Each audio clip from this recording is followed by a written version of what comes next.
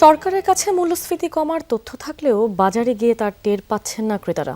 গেল মাসে অতিবৃষ্টির কারণে দেশের কয়েকটি জেলায় বন্যা পরিস্থিতি তৈরি হয়, যার খানিকটা রেশ রাজধানীর বাজারে এখনও আছে। এছাড়া জ্বালানি তেল, বিদ্যুৎ, গ্যাসের দাম বাড়ায় পণ্য পরিবহন ও উৎপাদনের খরচ বেড়েছে।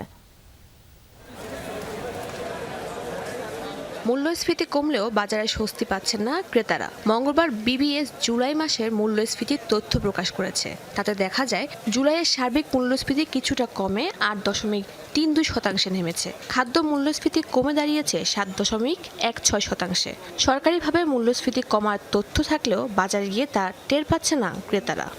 মূল্যস্ফীতি এটা ইকোনমিক টার্ম, এগুলো আমাদের কাছে বোঝার কোনো ইস্যু নাই। আমাদের পকেট খালি, ফাও জিনিসের আমাদের দরকার নেই। আমরা চাই সব জিনিস কমুক।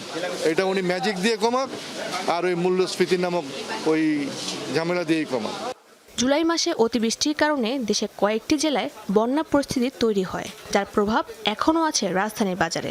যোগান সংকটের অজুহাতে সপ্তাহের ব্যবধানে মিঠা পানির বড় মাছের দাম কেজিতে বেড়েছে 50 থেকে 100 টাকা পর্যন্ত। বাড়তি দামের কারণে আমরা যেই আয় করে এই মাসে সেটা দিয়ে কিন্তু সংসার চলছে না। আমরা কিন্তু রিয়েলি ক্রাইসিস ফেস করতেছি। এমনও হইতে পারে যে কম্প্রোমাইজ করতে হচ্ছে, এখন ফুড হ্যাবিটের সাথে কম্প্রোমাইজ করতে হচ্ছে। শুক্র শনি একটু দাম বাড়তে বন্ধ থাকে, মানে আরো যে প্রচুর কিনে না যায়, এই জন্য দামটা উড়ে উড়ি করে বাইরে এলায়। কিন্তু মাছের আমদামি আছে, 1 কেজি কিনে না আইয়ে 1টা 3টা কিনে লয়ে জায়গা।